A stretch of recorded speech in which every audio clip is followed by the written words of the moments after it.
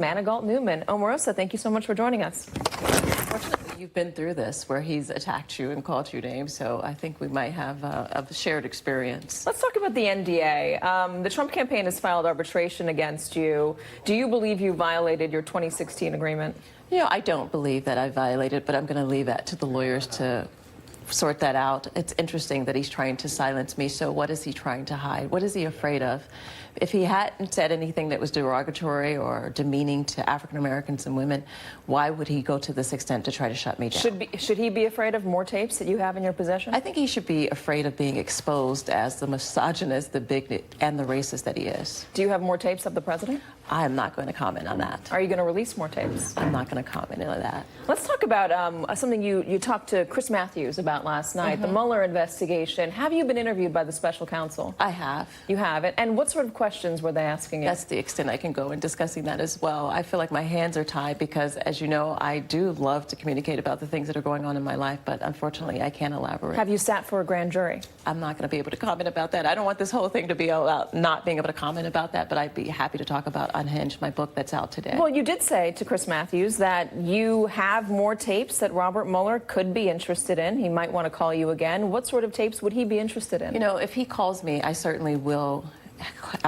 participate with anything that he needs. I'll provide him with what he needs, but that's the extent that I can talk about. But you said he's interested. That's dangling something. Can you give us a little bit more? That's information. I would just say this, that there's a lot of corruption that went on both in the campaign and in the White House, and I'm going to blow on all of it. I'm very interested in exposing what was happening behind the scenes, and while, as you saw with Katrina Campbell's statement, Katrina Pearson's statement, she really lied one day and then she turned around and lied the next day. That's really the pattern of this organization. You say corruption. They have a problem with the truth. You say corruption, but do you mean coordination? Anything that Robert Mueller would be interested in, whether Donald Trump was coordinating with Russia or he knew about the emails during the campaign, that sort of thing? I think that he should come clean with the American people. I think that he should be honest about what he did during the campaign and what he continued to do in the White House. You were instructed, according to your book, to bring up the emails at every point you could at the end of the 2016 campaign. Correct. Hillary Clinton's emails. Yes, that was our talker. Did Donald Trump know about those emails before they came out? Absolutely. He knew about them? Yes. He knew what was coming out before WikiLeaks released them? You're saying Donald Trump had a back channel? I didn't say that, you did, but I will say that I am going to expose the corruption that went on in the campaign and in the White House.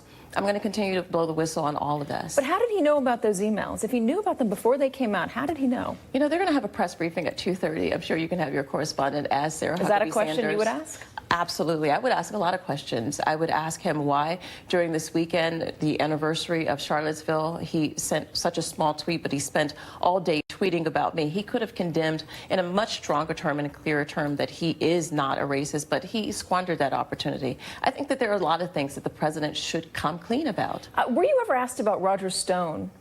No, I was not. Did you have any communication with Roger Stone? I did not. Could Roger Stone have been somebody that told Donald Trump about emails? I think that Roger Stone right now is being investigated, and rightfully so. He has been one of those dark, shady characters in Trump world for a very long time, and I think that they have their sights set properly on him. How worried are folks in the White House staffers about this investigation, the Mueller investigation? They should be very worried. Are they worried?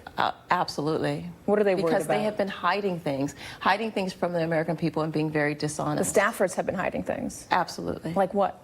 I can't go into it, and you know, Katie, I'm very happy to talk about what's in the book, which is why you invited me here. You've written this and I'm book, not being evasive. And you are being a bit of a whistleblower as well for this I'm not being administration. evasive. There's 368 wonderful pages of things that I talk about my interesting journey for 15 years with Donald Trump. I'm here with you. You can ask me anything from Unhinged that's out today. But you're also asking me things outside correct me if I'm wrong, of what I can discuss. A whistleblower for this administration. You're saying that you want to expose Donald Trump for who he is and the corruption that he's perpetrated. Yes. And so you know wouldn't that dovetail? And it's not sitting here with you. It's not? No, there's a process for that. There is also a legal process for that, but that's not going to happen here in the next 3 minutes that we have left.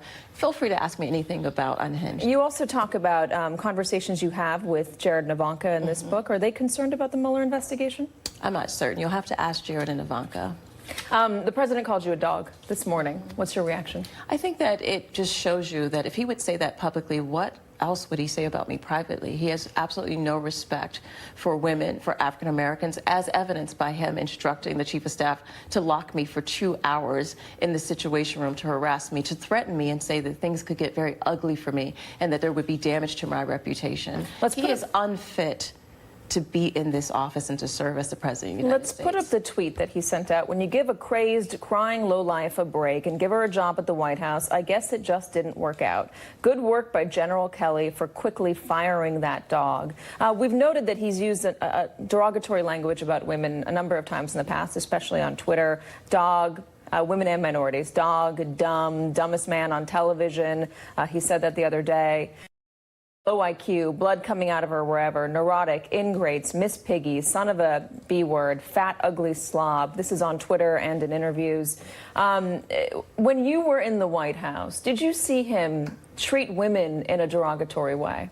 You know, there were often, and I comment about this in Unhinged, about all of the different names that he had for everyone. He would talk about you, in fact, Katie. I was on the campaign while he harassed and talked about you and wanted to get you kicked out of things. He talked about all of the people around him. If you were in the room with him, you'd leave the room. For instance, he would call Betsy DeVos Ditzy DeVos. When General Kelly left the room, he had a nickname for him. Anybody that was in his world, because of his small ability to communicate, he would give them these derogatory nicknames, and it just wasn't appropriate. Was it about women specifically or minorities specifically, or was it everybody? Well, did he treat women differently? He does treat women differently, I think, as evidenced by the lack of female appointees in his administration, the lack of high-level senior advisors, women in his administration and throughout all of the different agencies. He treats them different because he believes that they're beneath him. Can you detail any moment in the White House where he treated a woman in a different way, or did he harass women? Was there any inappropriate language used about women to their face? Did he comment on appearances or looks? Any moment that you can describe for us? Well, one of the things that I talk about that just raised such great concern for me was his attacks on the widow of the soldier who died in Niger, as well as the Congresswoman Wilson, when he started to attack her. And then General Kelly got in on the act. They were tag teaming by attacking these African-American women who, in their right mind, would attack a woman who just lost her husband on the front line of serving for this country.